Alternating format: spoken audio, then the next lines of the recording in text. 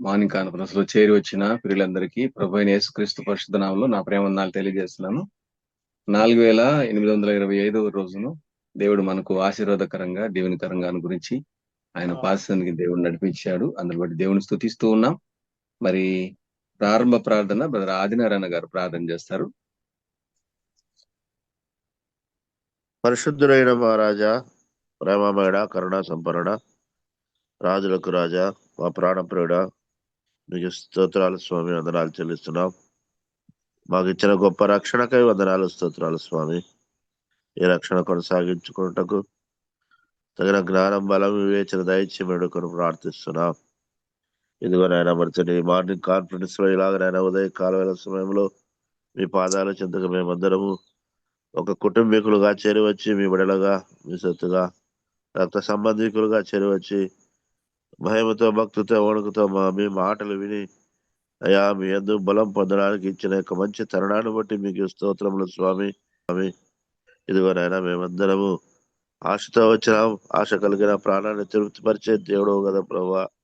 కాబట్టి నేను వచ్చిన వారు మేము వచ్చినట్లు కాకుండా మీ మాటలు విని మా హృదయంలో భద్రపరుచుకొని ఆ ప్రకారంగా జీవించడానికి కావాల్సినటువంటి అయా జీవితాన్ని మాకు దయచేయమని వేడుకొని ప్రార్థిస్తున్నాం. ఏది ఎట్లున్నా మెట్టుకు మీ సారూప్యములకు మార్చండి.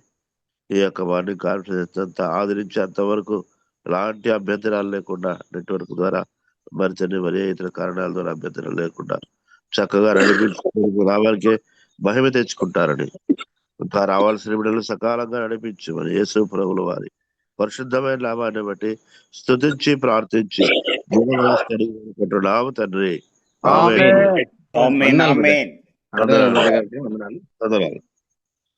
ప్రియులారా, ఇప్పుడు ఒక పాట విందాం. బ్రదర్ సుబ్రహ్మణ్యం గారు హైదరాబాద్ నుంచి మనకు పాట పాడి వినిపిస్తారు. ఒక పల్లవి 2 చరణాలు పాడవలసిందిగా ప్రేమపూర్వకంగా ఆహ్వానిస్తున్నాం. బ్రదర్ వందనాలు. బ్రదర్ వందనాలన్నా చేరి వచ్చిన అందరికి వందనాలు. కీర్తన పాడుకుందాం. నేనును నా ఇంటి వారును యెహోవాను సేవించెదము. నేనును నా ఇంటి వారును యెహోవాను సేవించెదము.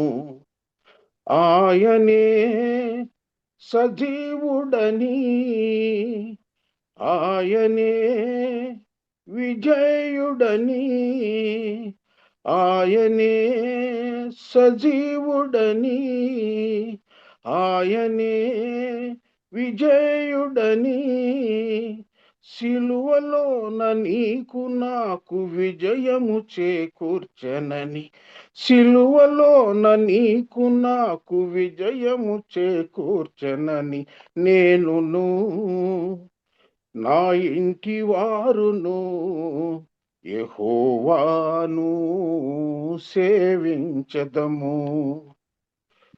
శ్రమలో, శోధనలో, మరణ బంధకములలో శాంతి సమాధానం దయచేసిన దేవుడు. శ్రమలో, శోధనలో, మరణ బంధకములలో శాంతి సమాధానం దయచేసిన దేవుడు.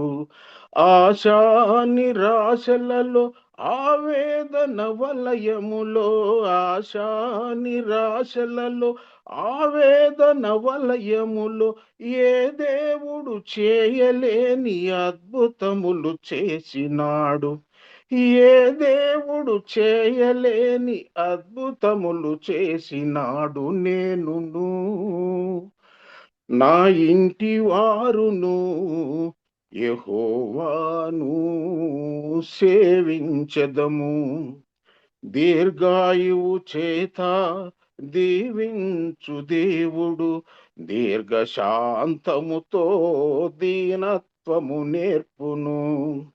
దీర్ఘాయువు చేత దీవించు దేవుడు, దీర్ఘశాంతముతో దీనత్వము నేర్పును. మేలు చేత నా హృదయం తృప్తిపరచు దేవుడు, మేలు చేత నా హృదయం తృప్తిపరచు దేవుడు, మేలు చేత కీడునెలా జయించాలో నేర్పును. మేలు చేత కీడునెలా జయించాలో నేర్పును. నేనును నా ఇంటి వారును యెహోవాను సేవించెదము. ఆయనే సజీవుడని, ఆయనే విజయుడని, సిలువలోన నీకు నాకు విజయము చేకూర్చెనని, సిలువలోన నీకు నాకు విజయము చేకూర్చెనని, నేనును నా ఇంటి వారును యెహోవాను సేవించెదము. నేనును నా ఇంటి వారును యెహోవాను సేవించెదము. అన్న వందనాలు. మంచిది, వందనాలు బ్రదర్. చక్కని పాట పాడి వినిపించిన బ్రదర్ సుబ్రహ్మణ్యం గారిని బట్టి దేవుని స్తుతిస్తూ ఉన్నాం. ప్రియులరా, మనము ఇప్పుడు వైజాగ్ నుండి దేవుని సేవకులు బ్రదర్ భవానీ శంకర్ గారు మనకు వాక్యం అందిస్తారు. వాక్యం కొరకు బ్రదర్ పాల్ శ్రీరాములు అంకుల్ ప్రార్థన చేస్తాం. అందరికీ వందనాలు. ప్రార్థన చేసుకుందాం. పూజనీయుడా, మహాగణుడా, మహోన్నతుడా, సర్వాధికారి, మా సృష్టికర్త, ఈ మోచుకుడు, అన్ని నామముల కన్నా పైన ప్రభు అయిన యేసుక్రీస్తు అతి శ్రేష్టమైన నామమున ఉదయకాలం అరుణోదయం లోకంలోకి వెళ్ళకుందు మీ ముఖ దర్శనం చేసుకుని మీ పాదశని ఇచ్చినందుకు స్తోత్రాలనైనా, మీ దయగల మాటలందుకు మరొక తరుణం ఇచ్చినారనైనా తండ్రి. నైనా మార్చి నెలనైనా 18వ తారీఖు వరకు మమ్మల్ని సజీవులు ఉంచినందుకు స్తోత్రాలు. నాయన జూబ నిర్వాహకులు దాసుడు బర్ణబాస్ గారిని బట్టి, నడిపిస్తున్న దాసుడు నాయన తండ్రి మనోహర్ గారిని బట్టి, నాయన ఇంతవరకు ప్రార్థించిన వారిని, పాటలు పాడండి దాసుడు సుబ్రహ్మణ్యం గారిని బట్టి స్తోత్రాలు నిలుస్తున్నాం. ఇప్పుడు పెచ్చంగా నిలబడి దాసుడు భవానీ శంకర్ గారు ప్రభువా తండ్రి వైజాగ్ నుంచి మీ దయగల మాటలు అందించుండగా ప్రభువా మీ ఆత్మతో నింపండి. గత ఈ దినమంతట్లో మీ కాపుదల భద్రతను గురించమని ఇంత వాతావరణం ప్రభువా తండ్రి దేశంలో ప్రభువా, ప్రపంచంలో ప్రభువా, ఇజ్రాయెల్ జనాంగం కొరకు ప్రార్థించమన్నారు ప్రభువా తండ్రి. అదేవిధంగా ప్రభువా అమెరికా కొరకు, ఇరాన్ కొరకు ప్రభువా తండ్రి మీరు అక్కడ సమీపంగా ఉన్నది కనుక మేము భయం భక్తి కలిగి జీవించడం మీ కృప అనుగ్రహించండి. చేరొచ్చిన పిల్లలందరినీ బట్టి స్తోత్రాలు. నాయన తండ్రి మీ దాసుని బల ఆత్మతో నింపి దయగల మాటలు అందించుండగా విని ఇచ్చిపెట్టు వారంగా వాక్యానుసారంగా జీవించండి నేర్పించమని, తర్జుమా చేయ బిడ్డలు కూడా ప్రభు వాక్యాన్ని పరిచయంలో మీతో తోడుగా ఉండి నడిపించమని, మా రక్షకుడు మా విమోచకుడు సజీవుడైన యేసయ్య అతి శ్రేష్టమైన నామమున ప్రార్థించాడు కొంటున్నాం తండ్రి. ఆమేన్. ఆమేన్. ఆమేన్. ఆమేన్. ప్రియులారా, ఇప్పుడు దేవుని వాక్యాన్ని విందాం. సిహెచ్ భవానీ శంకర్ గారు మనకు వాక్యం అందిస్తూ ఉన్నారుగా, మనము శ్రద్ధగా విందాం. మరి అందరూ మ్యూట్ లో ఉండి దేవుని వాక్యాన్ని విందాం. బ్రదర్ వందనాలు బ్రదర్. థ్యాంక్ యూ బ్రదర్, వందనాలు రవి మనోహర్ గారు. ఈ ఉదయకాల సమయంలో మరొకసారి మీ అందరితో కలిసి మంచి ఆత్మీయమైన సహవాసం చేయుటకు ప్రభు నాకు ఇచ్చిన ఈ చక్కటి అవకాశం కొరకై ప్రభుని స్తుతిస్తూ, మరి ప్రేమతో ఆహ్వానించి పరిచయం చేయడానికి ఇచ్చిన ఈ సమయాన్ని బట్టి దేవుని దాసులు మన్నమాజ్ గారికి, అలాగే మరి ఈ జూమ్ కాన్ఫరెన్స్ బాధ్యత వహించి నడిపిస్తున్న ప్రియులందరినీ బట్టి ప్రభుని స్తుతిస్తూ వారికి ఇక్కడ నా కృతజ్ఞతలు తెలియజేస్తున్నాను. ఉదయకాల సమయంలో దేవుని వాక్య ధ్యానం కొరకై పౌలు కొరింథీయులకు రాసిన మొదటి పత్రిక 1వ అధ్యాయము 26వ వచనాన్ని మనము చదువుకుందాం. పౌలు కొరింథీయులకు రాసిన మొదటి పత్రిక 1వ అధ్యాయము 26వ వచనము సహోదరులు చదివి సహాయం చేయగలరు. కొరింథీయులకు రాసిన మొదటి పత్రిక 1వ అధ్యాయం 26వ వచనం. సహోదరులారా, మిమ్మును పిలిచిన పిలుపును చూడుడి. మీలో లోకరీతిని జ్ఞానులైనను ఘనులైనను గొప్ప వంశము వారైనను అనేకులు పిలువబడలేదు గాని ఏ శరీరియు దేవుని ఎదుట అతిశయింపబడకున్నట్లు జ్ఞానులను సహోదరులారా, మిమ్మల్ని పిలిచిన పిలుపుని చూడుడి అన్నాడు. ఇంగ్లీష్ లో అన్నాడు, బ్రదరన్ కన్సిడర్ యువర్ కాలింగ్.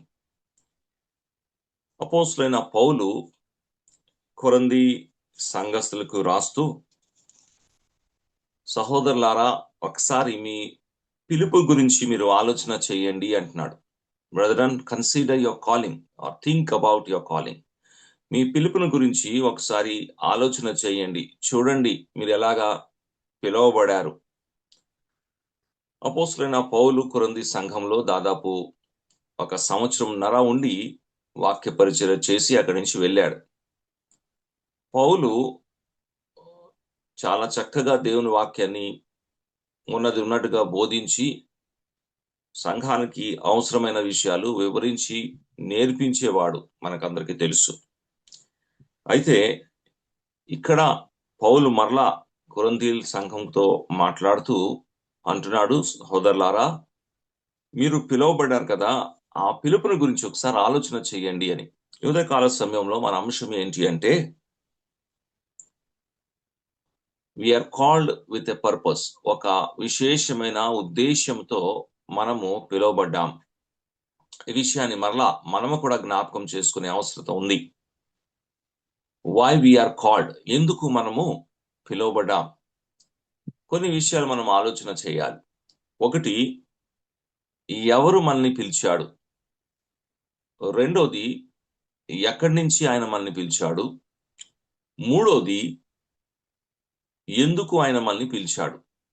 మనము ఈ ఉదయకాల సమయంలో మూడోది ఎక్కువ ధ్యానం చేయబోతున్నాం. ఎందుకు మనము పిలువబడ్డాం? అయితే ఎవరు మనల్ని పిలిచాడు? హూ హ్యాస్ కాల్డ్ అస్? అసలు ఎవరు మనల్ని పిలిచాడు? అదే అధ్యాయంలో 9వ వచనం చూడండి. ఆ జవాబు మనకి సరిపోతుంది. మన ప్రభు అయిన యేసుక్రీస్తు అను తన కుమారుని సహవాసమునకు మిమ్మును పిలిచిన దేవుడు నమ్మదగినవాడు. దేవుడు పిలిచాడు. గాడ్ హ్యాస్ కాల్డ్ అస్. ఎవరు మనల్ని పిలిచాడు అంటే దేవుడు మనల్ని పిలిచాడు. ఇట్స్ ఎ డివైన్ కాల్, దైవికమైన పిలుపు. దేవుడు మనల్ని పిలిచాడు అనే విషయాన్ని చెప్తున్నాడు. ఎలా పిలిచాడు? ఇది మనకు అందరికి తెలిసిన వచనము కాబట్టి నేను చెప్తున్నాను, కావాలంటే రెఫరెన్స్ రాసుకోండి. పౌలు తెస్సలోనికీయులకు రాస్తూ 2వ పత్రిక 2:14 అంటున్నాడు, మా స్వార్థ ద్వారా దేవుడు మిమ్మల్ని పిలిచాడు. సో ఎలాగా ఆయన పిలిచాడు అనే విషయాన్ని చూస్తే, సువార్త ద్వారా ఆయన పిలిచాడు. దేవుడు మనల్ని పిలిచాడు వాస్తవమే. ఎలా పిలిచాడు అంటే సువార్త ద్వారా మనల్ని పిలిచాడు. తెస్సలోనికీయులకు రాస్తూ 2వ పత్రిక 2:14 ఆ మాట ఉంది. సువార్త మన ప్రభు అయిన యేసుక్రీస్తు. యేసు ప్రభు ఈ లోకంలో ఆయన ఉన్నప్పుడు ఆయనే చెప్పాడు, నేను నీతిమంతుల్ని పిలవడానికి రాలేదు కానీ నేను పాపులను పిలవచ్చి తిని అని ఆయనే చెప్పాడు. కాబట్టి సువార్త ద్వారా ఆయన మనల్ని పిలిచాడు. ఎక్కడి నుంచి ఆయన మనల్ని పిలిచాడు అంటే లోకము నుంచి ఆయన మనల్ని పిలిచాడు. మనము లోకంలో ఉంటుండగా, లోకానుసారంగా జీవిస్తుండగా ఆయన మనల్ని పిలిచాడు. గలతీ 1:4 ఆ మాట మనం చదువుతున్నాం. యేసు ప్రభు మరి యోహాను సువార్త 15వ అధ్యాయంలో తన శిష్యులతో మాట్లాడుతూ, మీరు లోకానికి చెందిన వారు కాదు, నేను మిమ్మల్ని లోకం నుంచి వేరుపరిచాను అనే మాటని చెప్తున్నాడు. కాబట్టి ఎవరు మనల్ని పిలిచాడు అంటే దేవుడు మనల్ని పిలిచాడు. ఎలా పిలిచాడు అంటే సువార్త ద్వారా ఆయన మనల్ని పిలిచాడు. ఎక్కడి నుంచి పిలిచాడు అంటే లోకం నుంచి ఆయన మనల్ని పిలిచాడు. చీకట్లో నుంచి ఆయన మనల్ని పిలిచాడు. ఆ మాట మనం చూడబోతున్నాం. అయితే ఇప్పుడు విశేషమైంది, ఎందుకు ఆయన మనల్ని పిలిచాడు? Why we are called. ఇది విశ్వాసులైన మనందరం కూడా మరలా జ్ఞాపకం చేసుకోవాలి. మనలో చాలా మంది సువార్తను విన్నాం, యేసు ప్రభువునందు విశ్వాసం ఉంచాం, మంచిది, ఇంకా కొనసాగుతున్నాం, ప్రార్థన చేస్తున్నాం, పాటలు పాడుతున్నాం, పరిచయం చేస్తున్నాం, ఇంకా అనేకమైన విషయాల్లో మనం ఉన్నాం. కానీ చాలాసార్లు విశ్వాసులైన మనము కూడా కొరింథీ సంఘస్థుల వలె ఎందుకు పిలువబడ్డామో, ఎటువంటి పిలుపుతో పిలువబడ్డామో మనము మర్చిపోయేవారుగా ఉంటున్నాం. మన పిలుపు వెనకాల ఒక ఉద్దేశం ఉంది. There is a grand purpose behind our calling. చూడండి, పౌలు రోమిలకు రాస్తూ ఈ మాటను అంటున్నాడు. పౌలు రోమిలకు రాసిన పత్రిక 8వ అధ్యాయం 29వ వచనం. Romans chapter 8 and verse 29. రోమ పత్రిక 8:29. 8వ అధ్యాయం 29వ వచనం. రోమిలకు Yes. రాసిన పత్రిక 8:29. లేకపోతే ఎందుకనగా అన్న 28 నుంచి చదవండి. దేవుని ప్రేమించు వారికి ఆ, అనగా ఆయన సంకల్పము చొప్పున పిలువబడిన వారికి మేలు కలుగుటకై సమస్తమును సమకూడి జరుగుచున్నవని ఎరుగుదుము. అక్కడ ఆ మాట గమనించారా? ఆయన సంకల్పం చెప్పున పిలువబడిన వారు. We are called according to his purpose. ఆయన సంకల్పం చెప్పున పిలువబడిన వారు అంటే పిలిచిన వారి పట్ల ఆయనకు ఒక సంకల్పం ఉంది. దేవుడు ఎవరినైతే పిలిచాడో వారి పట్ల ఆయన ఒక సంకల్పం కలిగి ఉన్నాడు. ఇంగ్లీష్ లో చాలా బాగుంది. We are called according to the purpose of his calling. Purpose, there is a reason, there is a purpose. ఇక్కడ కొంత వివరిస్తున్నాడు. ఆ గ్రాండ్ పర్పస్ ఏంటి అంటే పిలువబడిన వారు యేసు ప్రభు సారూప్యంలో మార్చబడాలి, స్వారూప్యంలో ఆయన ఎదుట కనబడాలి. దీన్నే నేను మహిమ అంటారు. తర్వాత ఈ భాగాన్ని మనం చూస్తాం. కానీ ఇప్పుడు మనకి చాలా స్పష్టం అవుతుంది ఏంటి అంటే మన పిలుపు గురించి మనం ఆలోచన చేస్తున్నప్పుడు దేవుడు మనల్ని పిలిచాడు, సువార్త ద్వారా ఆయన మనల్ని పిలిచాడు. అంత మాత్రమే కాదు, ఒక విశేషమైన ఉద్దేశంతో ఆయన మనల్ని పిలిచాడు అనే మాటని మనము అర్థం చేసుకుంటున్నాం.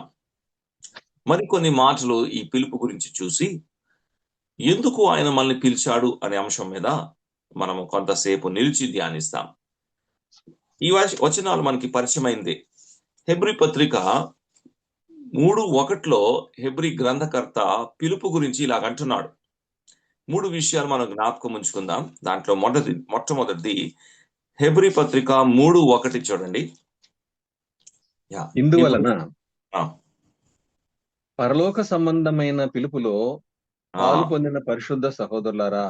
ఆ పరలోక సంబంధమైన పిలుపు అన్నాడు. Heavenly calling. ఈ వచనంలో మన పిలుపు ఎక్కడి నుంచి వచ్చింది చెప్తున్నాడు. The origin of our calling. పరలోక సంబంధమైన పిలుపు. ఎందుకు పరలోక సంబంధమైన పిలుపు? ఎందుకంటే దేవుడు మనల్ని పిలిచాడు. మనం చూసాం కదా, దేవుడు మనల్ని పిలిచాడు. దేవుడు ఎక్కడున్నాడు? దేవుని నివాస స్థలము పరలోకము. అవును, ఆయన సర్వవ్యాపి అయి ఉన్నాడు, వాస్తవమే. గాని దేవుడు పరలోకములో సింహాసనం ఆసీనుడై ఉన్నాడు. పరలోకము ఆయన సింహాసనము, ఆయన నివాస స్థలము. ఆయన పరలోకం నుంచి మనల్ని పిలిచాడు కాబట్టి పరలోక సంబంధమైన పిలుపు. It shows the origin of our calling or the direction of our calling. ఎక్కడి నుంచి దేవుడు మనల్ని పిలుస్తున్నాడు అంటే ఆయన నివాస స్థలము నుంచి ఆయన మనల్ని పిలుస్తున్నాడు, పిలిచాడు. పరలోక సంబంధమైన పిలుపు అనే విషయాన్ని జ్ఞాపకం ఉంచుకోండి. It's a heavenly calling. It shows the origin of our calling. మన పిలుపు ఒక ఎక్కడి నుంచి వచ్చిందో చెప్తున్నాడు. రెండవది చూడండి, పౌలు తిమోతికి రాసిన 2వ పత్రిక 1వ అధ్యాయం 9-10 వచనాలు చదువుకుందాం. పౌలు తిమోతికి రాసిన 2వ పత్రిక 1వ అధ్యాయము 9-10 వచనాలు, లేకపోతే 10:1 సరిపోతుంది. 2వ పత్రిక 1వ అధ్యాయము 9వ వచనం. మన క్రియలను బట్టి కాక తన స్వకీయ సంకల్పమును బట్టి అనాది కాలమునని క్రీస్తు యేసునందు మనకు అనుగ్రహింపబడినదియు క్రీస్తు యేసు అను మన రక్షకుని ప్రత్యక్షత వలన బయలుపరచబడినదైనా తన కృపను బట్టి మనల్ని రక్షించి పరిశుద్ధమైన పిలుపుతో ఆయన మనల్ని పిలిచెను. పరిశుద్ధమైన పిలుపుతో ఆయన మనల్ని పిలిచాడు. It's a holy calling. It shows the nature of our calling. మన పిలుపు ఒక స్వభావం ఎటువంటిదో, మన పిలుపు ఒక గుణం ఎటువంటిదో చెప్తున్నాడు. It's a holy calling. పరిశుద్ధమైన పిలుపు. ఎందుకు ఇది పరిశుద్ధమైన పిలుపు అయింది అంటే దేవుడు పరిశుద్ధుడు, అందుకే ఇది పరిశుద్ధమైన పిలుపు. అందుకే పిలిచిన వారిని ఆయన పరిశుద్ధపరిచాడు. పరలోకమైన పిలుపుతో, పరలోక సంబంధమైన పిలుపుతో మనల్ని పిలిచాడు. పరిశుద్ధమైన పిలుపుతో, పరిశుద్ధమైన దేవుడు మనల్ని పిలిచాడు. మన పిలుపు పరిశుద్ధమైనది అంటే మన పిలుపు ఒక స్వభావము చెప్తున్నాడు. The character of our calling. It's a holy calling. మూడవది ఫిలిప్పీ పత్రిక 3:14 పిలుపు ఒక నాణ్యత చెప్తున్నాడు. ఫిలిప్పీ పత్రిక 3:14 చూడండి. ఫిలిప్పీన్కు రాసిన పత్రిక 3:14. యా. క్రీస్తు యేసునందు దేవుని ఉన్నతమైన పిలుపునకు కలుగు బహుమానము. చాలు. ఉన్నతమైన పిలుపు, ఇంగ్లీష్ లో హై కాలింగ్ అన్నాడు. It shows the quality of the calling. పిలుపు ఒక నాణ్యత.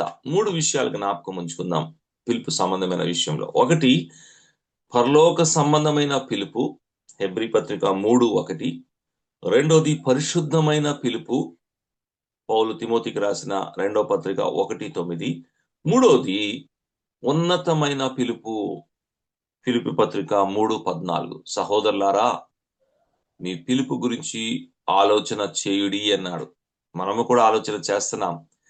ఎంత శ్రేష్టమైన పిలుపుతో మనం పిలువబడ్డాం.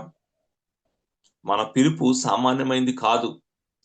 దేవుడు ఒక విశేషమైన ఉద్దేశంతో మనల్ని పిలిచాడు అంటే మనం ఎంత ధన్యులము, మనం ఎంత జాగ్రత్తగా ఉండాలి, ఎంత ఈ పిలుపుని గురించి అనుదినము ఆలోచన చేస్తూ ఉండాలి. దేవుని చేత పిలువబడిన వారు, ఇది ఎంత గొప్ప ధన్యత అండి. ఒక విశేషమైన ఉద్దేశంతో ఆయన దయా సంకల్పము, తిమోతి పత్రికలో పౌలు అదే చెప్తున్నాడు, ఆయన సంకల్పము చెప్పున అంటున్నాడు. అలాగైతే ఏంటి ఈ సంకల్పము? ఇప్పుడు కనీసం 7 విషయాలు మనము పిలుపు విషయంలో ఆలోచన చేస్తాం. మొట్టమొదటిది, ఆయన ఎందుకు మనల్ని పిలిచాడు అనే విషయాన్ని మనం చూస్తున్నాం కదా. Why we are called, or we are called with a purpose. ఒక విశేషమైన ఉద్దేశంతో మనం పిలువబడ్డాం కదా. ఆ ఉద్దేశాలు ఏంటో చూద్దాం. చూడండి, మొట్టమొదటిది కొరింథీ పత్రికలోకి తిరిగి వస్తాం. ఒక 2 విషయాలు అక్కడ చూడాలి.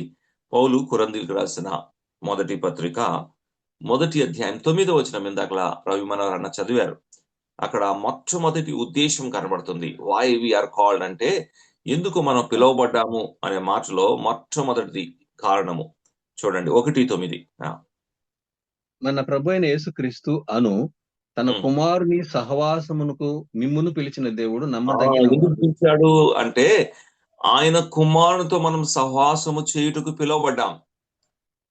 We are called unto the fellowship of his son. ఆయన కుమారునితో సహవాసం చేయుటకు పిలువబడ్డామని మనం. ఎవరు ఆయన కుమారుడు అంటే మన ప్రభువైన యేసుక్రీస్తు. ఆయన ఎటువంటి వాడు అంటే ఆయన పరిశుద్ధుడు, ఆయన నీతిమంతుడు, ఆయన జ్ఞానమై ఉన్నాడు, ఆయన ఆది సంభూతుడు, ఆయన అన్నిటిలో అందరి మీద ఆయన అధికారి. భూమి ఆకాశము ఆయనదే, అన్ని ఆయన ద్వారా ఆయన మూలంగా ఆయన కొరకై సృష్టించబడ్డాయి. ఆయన ఆది సంభూతుడు, ఆయన దేవుడు.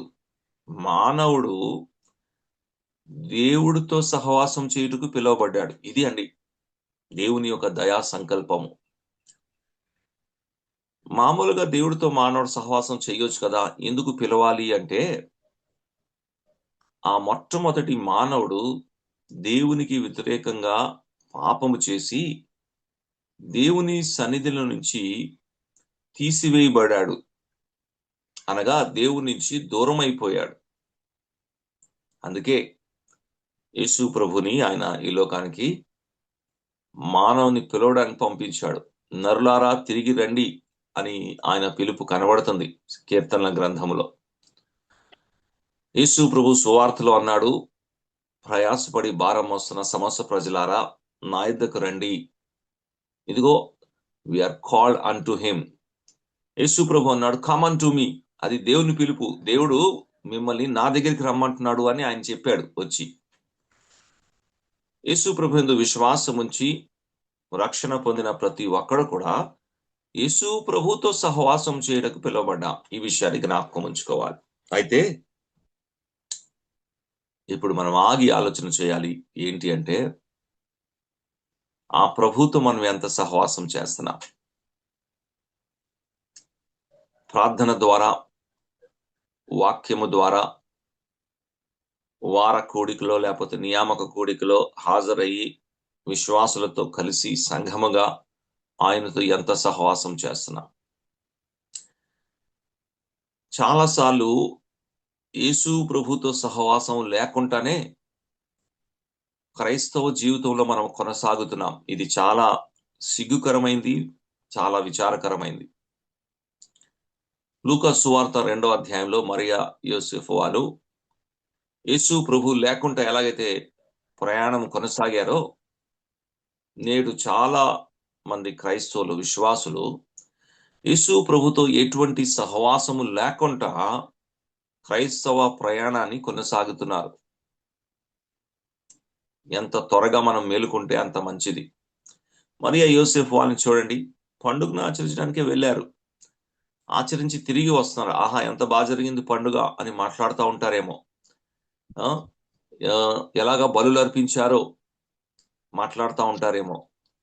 అక్కడ ఆత్మీయమైన ప్రజలతో కలిసి ఎంత ఆనందించారో మాట్లాడుతూ ఉంటున్నారేమో.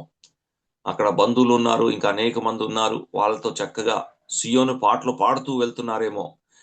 పాటలు పాడుతూ వెళ్తున్నారు, బలుల గురించి మాట్లాడుతూ వెళ్తున్నారు, అక్కడ యాజకుల గురించి మాట్లాడుతూ ఉన్నారేమో, మందిరం గురించి మాట్లాడుతున్నారేమో. ఇవన్నీ జరుగుతుండగా హఠాత్తుగా గుర్తుకొచ్చింది ఏంటి అంటే, అరే, ఒక వ్యక్తి మన మధ్యలో ఉండాలి కదా, ఆ వ్యక్తి కనబడట్లేదే. ఎవరు? యేసు ప్రభు. మరి ఇంతసేపు ఏం చేశారు? ఆయన ఉన్నాడా లేదా అని కనీసం ఆలోచన లేకుండా ఆ పండుగ గురించి మాట్లాడుతున్నారు, మందిరం గురించి మాట్లాడుతున్నారు, పాటలు పాడుతున్నారు, దేవుణ్ణి స్తుతిస్తున్నారు. ఇవన్నీ అయితే ఎప్పుడైతే రియలైజ్ అయ్యారో, తెలుసుకున్నారో, అవన్నీ ఆపి ముందు ఆయన కావాలి అని వెతుకుతూ ఆయన దగ్గరకు వచ్చారు. యేసు ప్రభుతో సహవాసం చేయుటకు పిలువబడ్డాం. This is our highest occupation in this world. ఈ లోకంలో ఒక విశ్వాసికి అతి పెద్ద పని ఏంటి అంటే ఆయనతో సహవాసం చేయాలి. యేసు ప్రభుతో సహవాసం. చెప్తాం, ఆయన వాక్యము ద్వారా ఆయనతో సహవాసం, అనగా వాక్యంలో ప్రభువైన యేసు క్రీస్తు గురించిన సంగతులు మనం పట్టుకోవాలి. అది ఆయనతో సహవాసం చేస్తున్నట్లు. ఆయన గురించిన విషయాలు మనం చర్చించుకోవాలి. శిష్యులు ఒకరితో ఒకరు మాట్లాడుతున్నారు. ఎప్పుడు? ఆయనతో సహవాసం చేస్తూ కదా. మార్కు సువార్త 4:41 శిష్యులు ఈయన ఎవరో అని ఒకరితో ఒకరు మాట్లాడుతున్నది ఆయనతో సహవాసం చేస్తున్నప్పుడు అనే విషయాన్ని చూస్తున్నాం. నేటి క్రైస్తవత్వంలో యేసు ప్రభుతో సహవాసం చేయుట అనే అంశము అసలు జరగట్లేదు. పాటలు పాడుతున్నాం, ప్రార్థన చేస్తున్నాం, కానుకలు ఇస్తున్నాం, సువార్తను ప్రకటిస్తున్నాం, పరిచర్య చేస్తున్నాం, ఇవన్నీ చేస్తున్నాం. కానీ వ్యక్తిగతంగా, కుటుంబంగా, సంఘముగా యేసు ప్రభుతో సహవాసం చేసేవారు ఎంతమంది ఉన్నాం? మనం ఎందుకు పిలువబడ్డాము అంటే ఆయనతో సహవాసం చేయుటకు పిలువబడ్డాం. ఆయన్ని తాకుటకు, ఆయన్ని నిదానించి చూచుటకు, ఆయన గురించిన సంగతులు గ్రహించుటకు, ఆయన్ని హెచ్చించుటకు, ఆయన మహిమపరచుటకు, ఆయన్ని ప్రశంసించుటకు, ఆయన్ని ప్రచురపరచుటకు మనం పిలువబడ్డాం. ఈ విషయాన్ని జ్ఞాపకం ఉంచుకుందాం. రెండవది, అదే అధ్యాయంలో 2వ వచనాన్ని చదువుకుందాం. చూడండి, పౌలు కొరింథీయులకు రాసిన మొదటి పత్రిక 1వ అధ్యాయం 2వ వచనంలో రెండవ కారణం మనం చూస్తున్నాం. Why we are called. చూడండి, మొదటి అధ్యాయం 2వ వచనం బ్రదర్. కొరింథులోనున్న దేవుని సంఘమునకు, అనగా క్రీస్తు యేసునందు పరిశుద్ధపరచబడిన వారై పరిశుద్ధులుగా ఉండుటకు పిలువబడిన వారు. ఎంత స్పష్టంగా రాశాడు? పరిశుద్ధంగా ఉండటకు పిలువబడిన వారము. We are called to live holy, or we are called unto holiness. పరిశుద్ధపరచబడి పరిశుద్ధంగా ఉండటకు పిలువబడ్డాం. ఎందుకు పరిశుద్ధత ప్రాముఖ్యమైంది అంటే, పాయింట్ నెంబర్ 1 జ్ఞాపకం ఉంచుకోండి. ఆయన కుమారుడు అనగా మన ప్రభువైన యేసు క్రీస్తుతో సహవాసం చేయుటకు పిలువబడ్డాం కదా. ఆయన ఎటువంటి వాడు అంటే ఆయన పరిశుద్ధుడు, సమీపింపురాని వెలుగులో ఉన్నవాడు, పరిశుద్ధుడు, నీతిమంతుడు. మరి ఆ పరిశుద్ధుడు నీతిమంతుడితో నేను సహవాసము చేయాలి అంటే నేను కూడా పరిశుద్ధంగా ఉండాలి. ఒకప్పుడు పరిశుద్ధంగా లేను. 6వ అధ్యాయంలో 10-11 వచనాల్లో పౌలు ఈ మాటని వివరిస్తున్నాడు. కొరింథీయులకు రాస్తూ, మీలో కొందరు అట్టివారై ఉంటిరి అని చెప్తున్నాడు. కానీ పరిశుద్ధపరచబడారు, పరిశుద్ధాత్మ ద్వారా, యేసు ప్రభు నామము ద్వారా పరిశుద్ధపరచబడారని చెప్తున్నాడు. పరిశుద్ధమైన ప్రభువైన యేసు క్రీస్తుతో సహవాసము చేయాలి అంటే నేను కూడా పరిశుద్ధంగా ఉండాలి. అందుకే ఆయన ఏం చేశాడంటే నన్ను ఒక్కసారి పరిశుద్ధపరిచాడు. అది ఎప్పుడు జరిగింది అంటే, ఏ రోజైతే నేను సువార్తను విన్నానో, ఏ రోజైతే నేను పాపి అని ఒప్పింపబడి ఆయన సన్నిధికి వచ్చి, ప్రభువా నేను పాపిని, నన్ను క్షమించు అని ఆయన వేడుకున్నానో, ఆ రోజే, ఆ క్షణమే యేసు ప్రభు రక్తము ద్వారా నన్ను కడిగి పరిశుద్ధపరిచాడు. ఇది ఒక్కసారి జరిగింది, పరిశుద్ధపరచబడుట, శాంక్టిఫికేషన్ అంటాం. ఇది ఒక్కసారి జరిగింది. ఇది ఆత్మీయమైన పరిశుద్ధపరచబడుట. అయితే ఈ లోకంలో ఉంటుండగా నేను పరిశుద్ధపరచబడాను అనే మాటను నా ప్రవర్తన ద్వారా అనుదినము చూపెడతా ఉండాలి. అది ప్రతి దినము పరిశుద్ధపరచబడుట, అది పరిశుద్ధంగా ఉండుట, డైలీ శాంక్టిఫికేషన్ అంటాం. అయితే ఎందుకు పిలువబడ్డామంటే పరిశుద్ధంగా జీవించుటకు పిలువబడ్డాం. పరిశుద్ధంగా జీవిస్తూనే ఆయనతో మనం సహవాసం చేయగలము, ఇది ఉద్దేశం. అయితే మనలో ఎంతమంది ఈ విషయాన్ని జ్ఞాపకం ఉంచుకొని ప్రతి దినము పరిశుద్ధతని కొనసాగించే వారుగా ఉన్నాం? పరిశుద్ధత కొరకై ఎంత ప్రయాసపడుతున్నాం? నేటి దినాల్లో విశ్వాసులు లోకంతో రాజీ అయిపోతున్నారు, పాపంతో రాజీ పడుతున్నారు, అక్రమంతో రాజీ పడుతున్నారు, అబద్ధాలు, బూతు మాటలు, వ్యభిచారము, సినిమా, మత్తు పదార్థాలు, ఇంకెన్నో విషయాలు. ఏ అపవిత్ర నుంచే మనం విడిపించబడి పరిశుద్ధపరచబడామో మరలా అక్కడికే వెళ్ళిపోతున్నాం. ఎందుకు వెళ్ళిపోతున్నాము అంటే పిలుపు మర్చిపోయాం. పిలుపు గురించి ఆలోచన చేయట్లేదు. అరే ఇవన్నీ కాదు, పరిశుద్ధంగా ఉండుటకు ఆయన నన్ను పిలిచాడు కదా, ఇక్కడి నుంచే, ఈ అపవిత్ర నుంచే నన్ను విడిపించాడు కదా, మరలా నేను అటువైపు ఎందుకు వెళ్ళాలి? ఆచారాలు, పద్ధతులు కూడా వస్తాయి. విశ్వాసులను చెప్తూనే లోక సంబంధమైన ఆచారాలు, పద్ధతులు మనం పాటిస్తూ ఉంటే అది కూడా అపవిత్రతే, జ్ఞాపకం ఉంచుకోవాలి. We are called unto holiness. పరిశుద్ధత కొరకై, పరిశుద్ధంగా ఉండటకై ఆయన మనల్ని పిలిచాడండి. ఎందుకు మన జీవితాల్లో అపవిత్రత చోటు చేస్తుంది అంటే పిలుపుని మర్చిపోయాం. లోక సంబంధమైన విషయాలను ఎందుకు మనము ఆసక్తి చూపెడుతున్నాము అంటే పిలుపుని మర్చిపోయాం. లోక మాలిన్యము అది చెడుది అని ఎందుకు గ్రహించలేకపోతున్నాము అంటే పిలుపుని మర్చిపోయాం. సహోదరులారా, మిమ్మల్ని పిలిచిన పిలుపుని చూడుడి. Brethren, consider your calling. పరిశుద్ధపరచబడి పరిశుద్ధంగా ఉండటకు పిలువబడ్డాం. మరి ఎంత పరిశుద్ధంగా మనము ఉంటున్నాం? ఇక్కడ సమయం లేదు కానీ ప్రభు చిత్తం అయితే మరలా ఎప్పుడైనా అవకాశం వస్తే దేవుడు మన దగ్గర నుంచి కోరుకున్న పరిశుద్ధతలు కనీసము 4 ఉన్నాయి. ఊరికనే జ్ఞాపకం చేసుకొని నేను ముందుకు వెళ్ళిపోతాను వివరంగా, తర్వాత ఎప్పుడైనా చూస్తాం. కొరింథీ పత్రికలోనే అది కనబడుతుంది. 6వ అధ్యాయం మనం చదువుకుంటే దేవుడు మన నుంచి నైతికమైన పరిశుద్ధతను కోరుకుంటున్నాడు. He desire moral sanctity from us. నైతికమైన పరిశుద్ధత ఆయన మన దగ్గర నుంచి కోరుకుంటున్నాడు. 6వ అధ్యాయంలో ఉంటుంది. 19-20 వచనాలు మనం చదువుకుంటే అక్కడ చెప్తున్నాడు, మీరు ఎలా జీవించాలి. పరిశుద్ధాత్మ దేవుడు మీలో ఉన్నాడు కాబట్టి వ్యభిచారము, జారత్వం నుంచి మీరు దూరంగా ఉండండి. ఈ లోకంలో తగిన వారుగా జీవించాలి, పరిశుద్ధులుగా జీవించాలని నైతికమైన పరిశుద్ధత ఆయన మన దగ్గర నుంచి కోరుకుంటున్నాడు. అది 6వ అధ్యాయం. 7వ అధ్యాయంలో సంబంధపరమైన పరిశుద్ధత ఆయన మనల్ని కోరుకుంటున్నాడు. రిలేషనల్ శాంక్టిఫికేషన్ అంట. అంటే భార్యాభర్తలు ఎలాగా ఉండాలి అని, తర్వాత వివాహము కాని వారు ఎలాగ ఉండాలి అనే విషయాన్ని చెప్తూ సంబంధపరమైన పరిశుద్ధత ఆయన మన దగ్గర నుంచి కోరుకుంటున్నాడు. రిలేషనల్ శాంక్టిఫికేషన్, అది 6వ అధ్యాయంలో. తర్వాత 14వ అధ్యాయంలో చివరి వచనం, సమస్తము క్రమముగా, ఘనముగా, మర్యాదగా అని మనం చెప్తాం కదా. ఆయన క్రమమైన పరిశుద్ధత, లేకపోతే శాంక్టిటీ ఆఫ్ ఆర్డర్, క్రమము అనే పరిశుద్ధత ఆయన మన దగ్గర నుంచి కోరుకుంటున్నాడు. సంఘంలో సమస్తము ఆయన నిర్ధారించిన క్రమములో జరిగితే అది పరిశుద్ధత. పరలోకంలో అలాగే జరుగుతుంది. కాబట్టి ఇది 3వది. 4వది ఆరాధనలో ఆయన పరిశుద్ధతను కోరుకుంటున్నాడు. అది 11వ అధ్యాయం. పరిశుద్ధపరచబడి పరిశుద్ధంగా ఉండటకు పిలువబడ్డామంటే కేవలము లోక మాలిన్యం నుంచి మనం కాపాడుకోవడమే మాత్రమే కాకుండా నైతికమైన పరిశుద్ధత మనం ప్రదర్శించాలి, సంబంధపరమైన పరిశుద్ధత మనం ప్రదర్శించాలి, క్రమమైన పరిశుద్ధత మనం ప్రదర్శించాలి, ఆరాధనలో పరిశుద్ధత మనం పరిశుద్ధంగా ఉండటకు పిలువబడ్డాం.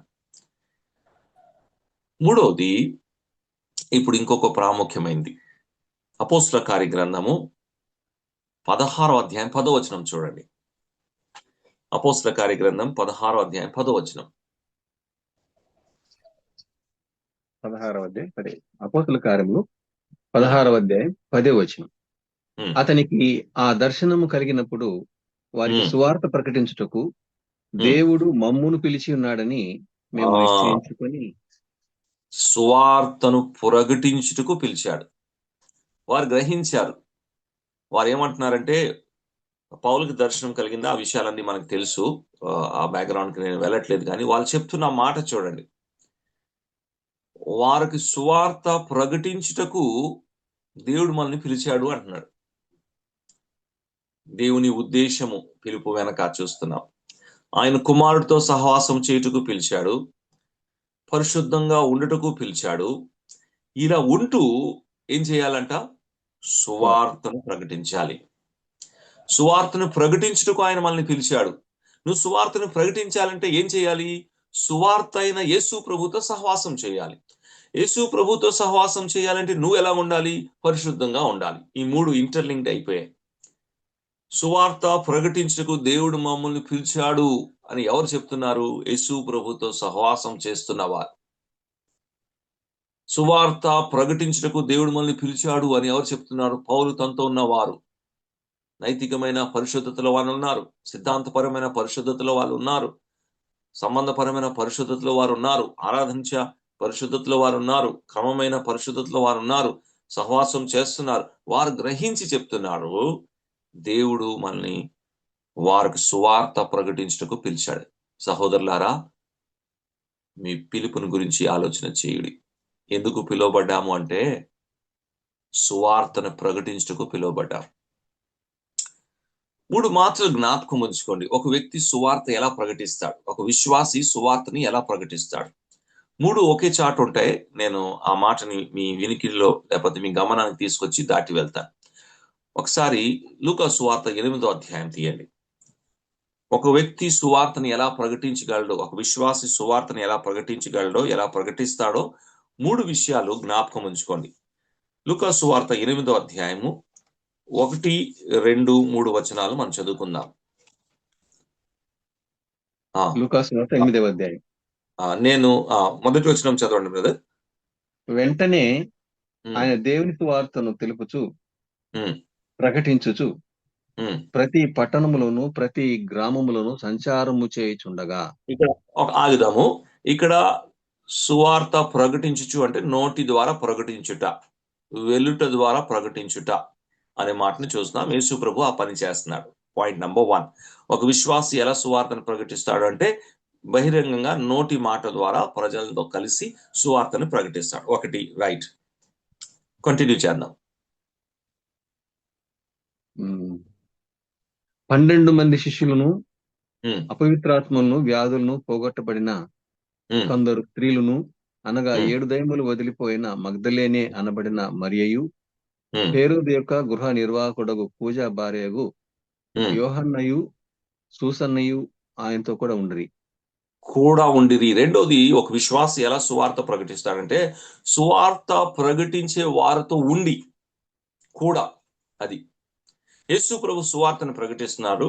యేసు ప్రభు 12 మంది శిష్యులు, మరి కొందరు పేర్లు చెప్పారు స్త్రీలు, వారు కూడా యేసు ప్రభుతో ఉన్నారు. అంటే వారేం చేస్తున్నారు? వారు కూడా సువార్త ప్రకటిస్తున్నారు. సువార్త ప్రకటించే వారితో కూడా ఉంటే మనం కూడా సువార్త ప్రకటిస్తున్నాం. అందుకే సువార్తకు వెళ్తున్నాం సహోదరులారా రండి అని పిలుస్తా ఉంటాం. వెళ్ళాలి. సువార్త ప్రకటించే వారితో నేను కూడా ఉంటే నేను కూడా సువార్త ప్రకటించేవాడినే. కాబట్టి ఒక విశ్వాసి ఎలా సువార్త ప్రకటిస్తాడు? ఒకటి, బహిరంగంగా నోటి మాట ద్వారా సువార్తను ప్రకటిస్తాడు. రెండోది, సువార్త ప్రకటించే వారితో ఉంటే అతను కూడా సువార్త ప్రకటిస్తున్నట్లు మూడోది అక్కడ చదివాడు, కన్క్లూజన్ చదవండి బ్రదర్. మూడోది వీరును ఉమ్, వీరును ఇతరులనేకులను తమకు కలిగిన ఆస్తితో వారికి ఉపచారము చేయించు వచ్చిరి. ఆస్తితో అంటే వారికి అవసరమైన విషయాలు అందిస్తూ సువార్త ప్రకటిస్తుంది. మూడోది, ఒక విశ్వాసి సువార్త ఎలా ప్రకటిస్తారంటే సువార్తకు అవసరమైన విషయాలు అందిస్తూ, ధన సహాయం చేయవచ్చు, లేకపోతే ఇంకేదైనా సహాయం చేస్తూ సువార్త ప్రకటించే వారికి నువ్వు సహాయం చేస్తే నువ్వు కూడా సువార్త ప్రకటిస్తున్నట్లు. పౌలు ఫిలిపి పత్రికలో ఫిలిపి సంఘస్థులను మెచ్చుకుంటున్నాడు. ఏమంటున్నాడంటే, సువార్త ప్రకటించే విషయంలో మీరు నాతో పాలివారయ్యారు. ఎలాగయ్యారు అంటే, నా అవసరతలో మీరు 2 సార్లు నాకు సహాయం చేశారు అన్నాడు. సువార్త ప్రకటించటకు దేవుడు మనల్ని పిలిచాడంటే ఎలా ప్రకటించాలి? ఒకటి, నా మటుకు నేను నోరు తెరిచి సువార్తను ప్రకటించాలి. రెండోది, సువార్త ప్రకటించే వారితో నేను ఉండాలి. మూడోది, సువార్త ప్రచురణ కొరకై అవసరమైన విషయాలు ఏదైతే ఉందో అది నేను సహకరించాలి, లేకపోతే నేను అందించాలి. ఇలాగా సువార్తని ప్రకటిస్తాం. 2 విషయాలు చూసాం. ఒకటి, ఆయన కుమారుతో సహవాసం చేయుటకు పిలిచాడు. రెండోది, పరిశుద్ధత కొరకై ఆయన మనల్ని పిలిచాడు. మూడోది, సువార్త ప్రకటించుటకు ఆయన మనల్ని పిలిచాడు. నాలుగోది చూడండి, ఇది మనకు బాగా పరిచయమైన వాక్యం కదా. పేతురు రాసిన మొదటి పత్రిక 2:9. నాలుగోది, పేతురు రాసిన మొదటి పత్రిక 2వ అధ్యాయం 9వ వచనం. అయితే మీరు చీకటిలో నుండి ఆశ్చర్యకరం తన వెలుగులోనికి మిమ్మును పిలిచిన వాని గుణాతిశయమును ప్రచురము చేయ నిమిత్తము. చాలా అక్కడ ఆగేస్తున్నాం, ఎందుకంటే మనకు వచ్చింది వర్డ్. ఆయన గుణాతిశయములు ప్రచురపరుచుటకు ఆయన మనల్ని పిలిచాడు. చీకటిలో నుంచి ఆయన మనల్ని పిలిచాడు, లోకం నుంచి ఆయన మనల్ని పిలిచాడు, పాపం నుంచి ఆయన మనల్ని పిలిచాడు. ఇవన్నీ ధ్యానించిన తర్వాత అయితే ఎందుకు పిలిచాడో చెప్తున్నాడు. ఆయన గుణాతిశయములను ప్రచురపరచుటకు పిలిచాడు. ఆయన స్వభావం ఏంటైతే ఉందో ఆ స్వభావంలో ఉంటూ ఆయన ఎట్టి వాడో మనకు తెలియపరచాలి ఇతరులకి. అందుకే ఆయన మనల్ని పిలిచాడు. ఆయన గుణాతిశయం అంటే ఆయన గుణగణాలు, ఆయన పరిశుద్ధుడని తెలియపరచుటకు ఆయన మనల్ని పిలిచాడు. మన ప్రచురపరచాలి, మనం తెలియపరచాలి, మనం చూపెట్టాలి. ఆయన ప్రేమగలవాడని, ఆయన దయగలవాడని, ఆయన క్షమిస్తాడని, ఆయనే రక్షకుడని, ఆయనే దేవుడని, ఇంకా అనేకమైన ఆయన గుణగణాలు ఉన్నాయి. ఇవన్నీ కూడా నా జీవితం ద్వారా నేను ప్రచురపరచాలి, అనగా నేను వాటిని ప్రకటించాలి, నేను వాటిని చూపెట్టాలి. అందుకు పిలువబడ్డాను. ఇది ఎంత గొప్ప పనని. ఈ భాగ్యము దేవుడు దేవదూతలకి కూడా ఇవ్వలేదు. దేవదూతలు పరలోకంలోనే దేవుని గుణగణాల్లో కేవలం ఒకటే, అది కూడా పరిశుద్ధుడు పరిశుద్ధుడు పరిశుద్ధుడు అని వారు గాన ప్రతిగానము చేస్తారు, అంతే. గాని విశ్వాసులైన మనము ఆయన గుణగణాలు ఎన్నో ఉన్నాయి, వారిని మనం ప్రచురపరచుటకు ఆయన మనల్ని పిలిచాడు. మరి ప్రచురపరుస్తున్నామా? విషయం జ్ఞాపకం ఉంచుకుంటున్నామా ఎందుకు దేవుడు మనల్ని పిలిచాడు అని? ప్రియులారా, జ్ఞాపకం చేసుకుందాం. ఆయన గుణాతిశయంను ప్రచురపరచుటకు ఆయన మనల్ని పిలిచాడు. అందుకే ఆయనతో సహవాసం చేస్తుండగా ఆయన గుణగణాలు మనం గ్రహించగలిగి దాన్ని మనం ప్రచురపరచగలము. 4 చూసాం. 5వది, పేతురు రాసిన పత్రికలోనే 3:9 చూడండి ఒకసారి. పేతురు రాసిన పత్రిక 3వ అధ్యాయం 9వ వచనం. ఇది 5వది. ఆశీర్వాదముకు వారసులవుటకు మీరు పిలువబడితిరి. ఆశీర్వాదంకు వారసులు అన్నాడు. ఆశీర్వాదంకు వారసులు అంటే ఏ ఆశీర్వాదము? పౌలు ముందే చెప్పేశాడు ఫిలిప్పీలకు రాస్తూ, ఎఫెసీయులకు రాస్తూ, పరలోక సంబంధమైన ఆశీర్వాదములు. విశ్వాసులు నూతన నిబంధనలో మనకి భౌతికమైన ఆశీర్వాదాలు ఏం లేవు. అలాగంటే మళ్ళీ చాలా మంది అభ్యంతరపడతారు. కానీ వాస్తవం ఏంటంటే ఆత్మ సంబంధమైన ఆశీర్వాదం ఆయన మనకిచ్చాడు. అదే శ్రేష్టమైంది, అదే ఉన్నతమైంది. వాటిని బట్టే ప్రభుని స్తుతించాలి. అవసరాన్ని బట్టి ప్రభు గృహం మనకిస్తున్నాడు, అవసరాన్ని బట్టి వాహనం ప్రభు మనకిస్తున్నాడు, అవసరాన్ని బట్టి ధనం ప్రభు మనకిస్తున్నాడు, వాస్తవమే. కానీ వాటిని నూతన నిబంధనలో ఉన్న విశ్వాసులుగా మనము ఆశీర్వాదంగా భావించకూడదు. దయచేసి ఈ మాటని అపార్థం చేసుకోవద్దు. మనలో చాలా మంది దేవుడు నన్ను ఇల్లు ఇచ్చి ఆశీర్వదించాడు, లేకపోతే బండి ఇచ్చి ఆశీర్వదించాడు అంటారు. అలా కాకుండా అవసరాన్ని బట్టి ప్రభు ఉండేటకు ఇల్లు ఇచ్చాడు అని చెప్పండి. అంటే విశ్వాసుల్లో దేవుడు పక్షపాతం చేస్తాడు, మరి మరొకటికి ఇవ్వలేదు కదా. ఆత్మ సంబంధమైన ఆశీర్వాదం చూడండి. నాకు దేవుడు ఆత్మ సంబంధమైన ఆశీర్వాదం ఇవ్వలేదు అని ఎవరైనా చెప్పగలరా? విశ్వాసులు ఎవరైనా చెప్పగలరా? అలా చెప్పడానికి అవకాశం లేదు. అందరికీ సమానంగా, అందరికీ ఒకేసారి ఆయన ఆత్మ సంబంధమైన ఆశీర్వాదం ఇచ్చాడు. పరలోక సంబంధమైన ఆశీర్వాదం ఏంటి? పరలోక సంబంధమైన ఆశీర్వాదము అంటే, పరలోకములో దేవుని సన్నిధిలో అందరూ నిత్యము జీవించేవారు. పరలోకంలో నేను కూడా నిత్యము ఆయనతో జీవిస్తాను. ఇది ఆశీర్వాదం, పరలోక సంబంధమైన ఆశీర్వాదం. పరలోకంలో అందరూ ఆయన మహిమను చూచి ఆయన్ని ఆరాధిస్తారు. ఆ పరలోకంలో నేను కూడా ఆయన్ని మహిమను చూస్తాను, ఆయన్ని ఆరాధిస్తాను. పర సంబంధమైన ఆశీర్వాదం. పరలోకంలో అందరూ ఆయన కుమారుని ఒక స్వాధీనంలో, ఆయన కుమారుని ఒక స్వారూప్యంలో ఉంటారు. నేను కూడా అలాగే ఉంటాను. ఇది ఆశీర్వాదము. ఇంకా చాలా ఉన్నాయి, వాటి గురించి మనం వెళ్ళట్లేదు. పర సంబంధమైన ఆశీర్వాదముకు వారసులుగా ఉండటకు ఆయన మనల్ని పిలిచాడు. ఇది ఎంత గొప్ప ఉద్దేశం అండి. ఈ విషయాన్ని మనం జ్ఞాపకం చేసుకుంటున్నామా? ఇంకా ప్రభు నాకేదో ఇవ్వలేదు, ఇంకా నాకు ఏం మేలు చేయలేదు, ఇంకా నా జీవితంలో ఈ లోటు, ఈ కొదువ ఉంది అని మనము నిత్యము బాధపడుతున్నాం. కానీ పర సంబంధమైన ఆశీర్వాదముకు వారసులుగా ఉండటకు పిలువబడ్డాం. ఈ విషయాన్ని జ్ఞాపకం చేసుకుందాం. 5 చూసాం. 6వది అక్కడే చూస్తున్నాం చూడండి.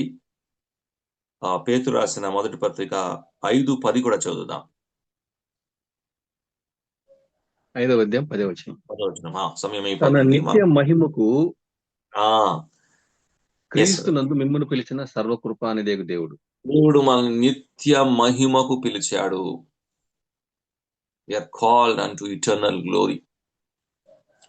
నిత్య మహిమ, ఆయన మహిమలో ఆయనతో ఆయన పోలి మనం ఉంటాం. ఇది ఆయన నిత్య మహిమ అనే మాటని మనం జ్ఞాపకం చేసుకుంటున్నాం.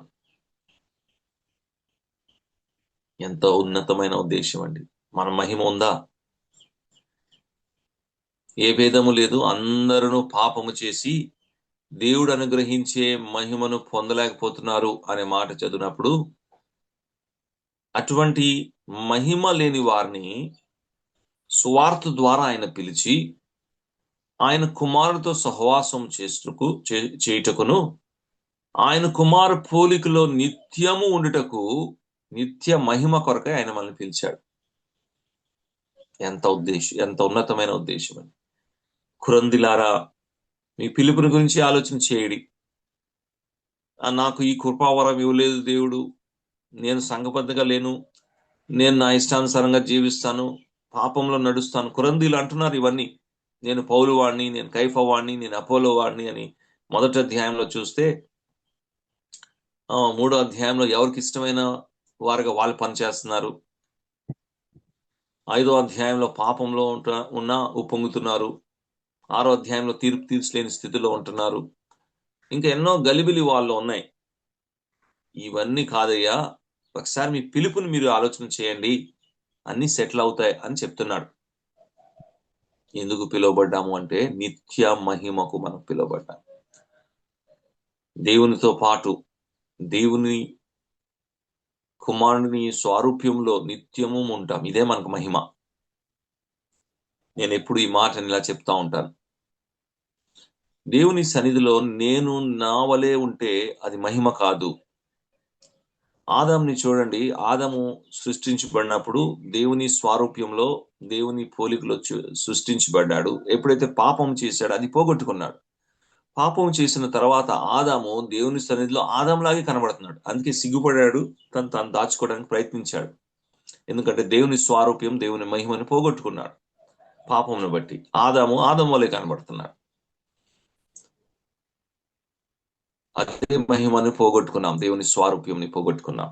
యేసు ప్రభు ద్వారా ఆ స్వారూప్యం మరలా మనకి ఇవ్వబడుతుంది. దేవుని స్వారూప్యములో మీరు మార్చబడుతున్నారు, ఆయన స్వారూప్యంలో మీరు తీర్చబడుతున్నారు అనే విషయాన్ని చదువుతున్నప్పుడు, ఇప్పుడు దేవుని సన్నిధిలో నేను నా వలె కనబడను, నేను ఆయన కుమారుడు వలె కనబడతాను. అదే నాకు మహిమ, అదే నాకు ఘనత, అదే మనందరికీ ఘనత, మనందరికీ మహిమ. అందుకే యోహాను రాసిన, ఆయన వచ్చినప్పుడు ఆయన పోలి ఉందుము, ఆయన్ని ఉన్నట్టు చూద్దాము, ఆయన పోలి ఉందాము అంటే ఆయనలాగా మనం కూడా ఉంటాం. ఇది ఎప్పటి వరకు అంటే 1 రోజు 2 రోజులు కాదు, నిత్య మహిమ కొరకై ఆయన్ని పిలిచాడు. తర్వాత పేతురు రాసిన పత్రిక 1వ అధ్యాయం 2వ అధ్యాయంలో 20-21 కూడా చదివి మనం ముగిద్దాం. పేతురు రాసిన పత్రిక అదే మొదటి పత్రిక 2వ అధ్యాయం 20-21 వచనం.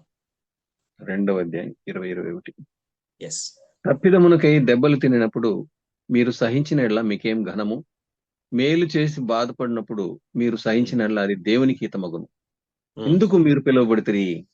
ఎందుకు మీరు పిలువబడితిరి అంటే శ్రమ పొందుటకు పిలువబడ్డామని. వీఆర్ కాల్డ్ అంటు సఫరింగ్. దేవుని కొరకై, ప్రభువైన యేసు కొరకై నిందను భరించుటకు పిలువబడ్డాం, శ్రమలు పొందుటకు పిలువబడ్డాం. ఆ మాటని పేతురు చెప్తున్నాడు. ఒక వ్యక్తి, ఒక విశ్వాసి అక్కడ క్రిస్టియన్ అనే మాట వాడాడు. ఒక క్రైస్తవుడు ఒకవేళ ఏదైనా తప్పు చేసి ఏదైనా శిక్ష భరిస్తే దాంట్లో గొప్పది ఏం లేదు, అది కాదు. ఏ తప్పు చేయకుండా కూడా నువ్వు శిక్షని భరుస్తా ఉంటే, నిందని అవమానాన్ని భరిస్తా ఉంటే జ్ఞాపకం ఉంచుకో, ఇందుకే నువ్వు పిలువబడ్డావు. ఎందుకు అంటే యేసు ప్రభు అలా జీవించాడు. ఆ కింద వచనాల్లో చెప్తున్నాడు, దూషింపబడి బదులు దూషించబడలేదు. విశ్వాసులు దూషించబడి మరలా దూషించబడుటకు, లేకపోతే బదులుగా దూషించబడుటకు పిలువబడలేదు. హింసించబడి యేసు ప్రభు ఎవరిని హింసించలేదు. విశ్వాసులు హింసించబడి ఇతరులని హింసించడానికి పిలువబడలేదు. ఇందు నిమిత్తమే మీరు పిలువబడారు అంటే సహించుటకు పిలువబడ్డాం, అది ఓర్చుటకు పిలువబడ్డాం. ఎందుకంటే ఈ సహింపు, ఈ ఓర్పు తర్వాతే దేవుడు మనకి గొప్ప మహిమ ఇవ్వబోతున్నాడు. యేసు ప్రభుకి ఇచ్చాడు కదా, మనకు కూడా ఇస్తున్నాడు. 7 అంశాలు ఈ ఉదయకాల సమయంలో మనం చూసాం, ఎందుకు మనము పిలువబడ్డాం. 1, ఆయన కుమారుడితో సహవాసము చేయుటకు మనం పిలువబడ్డాం. 2, పరిశుద్ధంగా ఉండటకు పిలువబడ్డాం. 3, సువార్తను ప్రకటించుటకు పిలువబడ్డాం. 4, ఆయన గుణాతిశయమును ప్రచురపరచుటకు పిలువబడ్డాం. తర్వాత 5, ఆశీర్వాదముకు వారసులుగా ఉండటకు మనం పిలువబడ్డాం. 6, నిత్య మహిమ కొరకై మనం పిలువబడ్డాం. 7, ఇది కూడా ప్రాముఖ్యమైనది, మనము శ్రమను పొందుటకు లేకపోతే సహించుటకు పిలువబడ్డాం. మరి ఈ విషయాన్ని మనం ఆలోచన చేస్తున్నామా? మన జీవితాలు మనం చూసుకుంటే చాలాసార్లు మన పిలుపు నుంచి మనం డీవియేట్ అయిపోయినట్లు కనబడుతుంది. అంటే దేవుడు ఏ ఉద్దేశం కొరకైతే మనల్ని పిలిచాడో అవి కాకుండా మనం పక్కకి వెళ్ళిపోయాం ఆ ఉద్దేశం నుంచి. అందుకే ఇప్పుడు మనము కూడా మన పిలుపు గురించి ఆలోచన చేసే అవసరం ఉంది. ఎఫెసీ పత్రిక 4:1-2 వచనాల్లో పౌలు అంటున్నాడు, మీ పిలుపుకు తగిన వారుగా నడుచుకోండి. మీరు ఏ పిలుపుతో పిలువబడ్డారో, ఎందు నిమిత్తము మీరు పిలువబడ్డారో ఆ విషయాన్ని జ్ఞాపకం ఉంచుకొని ఆ పిలుపుకి తగిన వారుగా జీవించండి.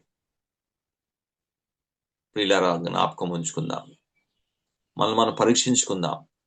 ప్రభు ఏ ఉద్దేశంతో నన్ను పిలిచాడో ఆ ఉద్దేశము నా జీవితంలో నేను నెరవేరుస్తున్నానా? ఆ పిలుపుకి తగిన వారుగా నేను జీవిస్తున్నానా? లేకపోతే ఆ పిలుపు నుంచి నేను డీవియేట్ అయిపోయానా, పక్కకు వెళ్ళిపోయానా?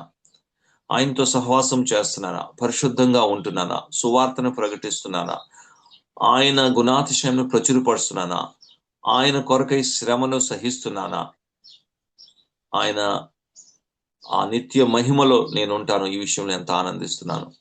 ఒకసారి ఆలోచన చేస్తాం. ప్రభు ఈ మాటల ద్వారా మనల్ని దీవించును గాక.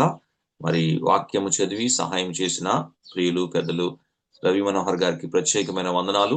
మీరందరూ కూడా మరి ఎంతో శ్రద్ధగా ఓపికతో ఈ మాటలు విన్నారు.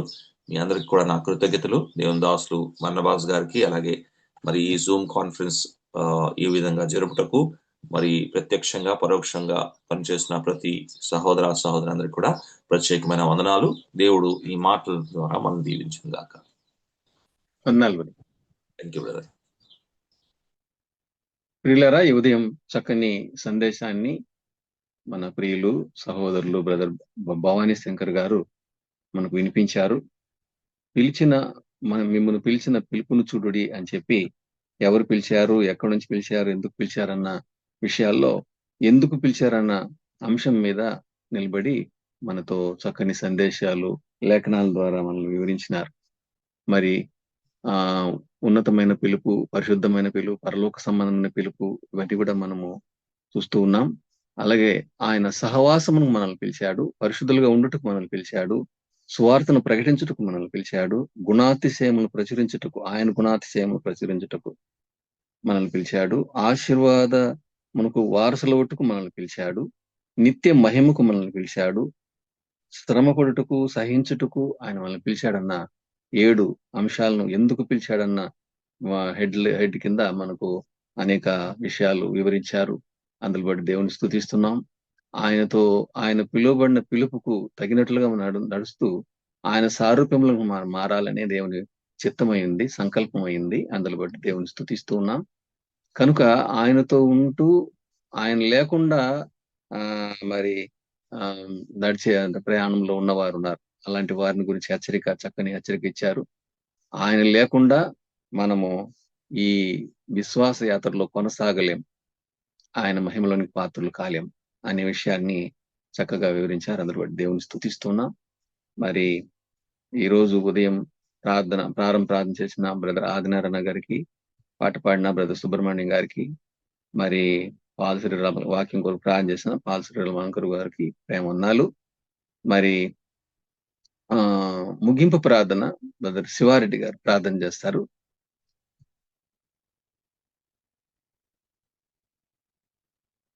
ముగింపు ప్రార్థన బ్రదర్ శివారెడ్డి. బ్రదర్ వందనాలు బ్రదర్ శివారెడ్డి బ్రదర్. వందనాలు.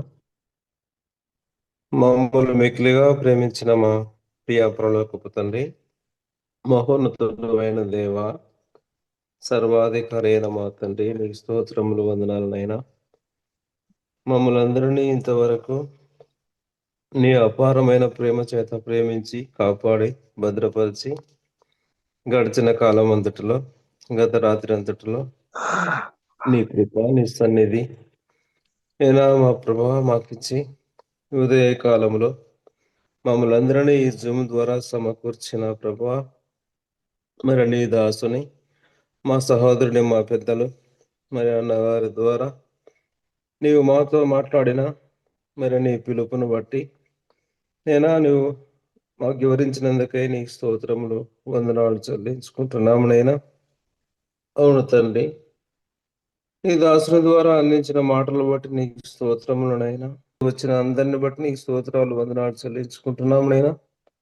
ఈ కార్యక్రమాన్ని సజీవంగా జరిగిస్తున్నట్టు బర్ణవాసను బట్టి నీకు స్తోత్రములు, మరి చేరి వచ్చిన ప్రియులందరిని బట్టి నీకు స్తోత్రములు చెల్లించుకుంటూ, మరి ఈ దినం అంతటిలో మరి మా ప్రభా, మా జీవితం అంతటిలో నిన్ను మహిమపరిచే వారముగా, నిన్ను ఘనపరిచే వారముగా, అలా నీ నామానికి నా తండ్రి మేము మహిమకరంగా జీవించిన కృప చూపించమని మా ప్రభువును, మా ప్రియ రక్షకుడైన యేసు క్రీస్తు నామములో ప్రార్థించి బ్రతిమలాడి వేడుకుంటున్నాం మా ప్రియ పరలోకపు తండ్రి. ఆమేన్. శివారెడ్డి బ్రదర్ వందనాలు. ప్రభునందు ప్రియులారా, 4825 రోజున 25వ రోజున మనం ఇలాగనే చేరి వచ్చిన అందరిని బట్టి దేవుని స్తుతిస్తూ ఉన్నాం. మీ అందరికీ ప్రేమ వందనాలు. సహకరించిన వారందరిని బట్టి దేవుని స్తుతించి మీకు అందరికీ ప్రేమ వందనాలు తెలియజేస్తున్నాం.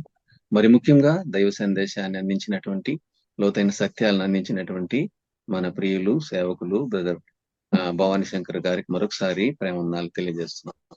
వందనాలన్నా. Thank you. ఈ రోజు అధ్యక్షత వహించి నడిపించడానికి అవకాశం ఇచ్చినటువంటి బ్రదర్ బర్నబాస్ గారికి వందనాలు చెప్పి ఈ కోడికను వారికి అప్పగిస్తున్నాను. బ్రదర్ వందనాలు బ్రదర్. Barnabas brother.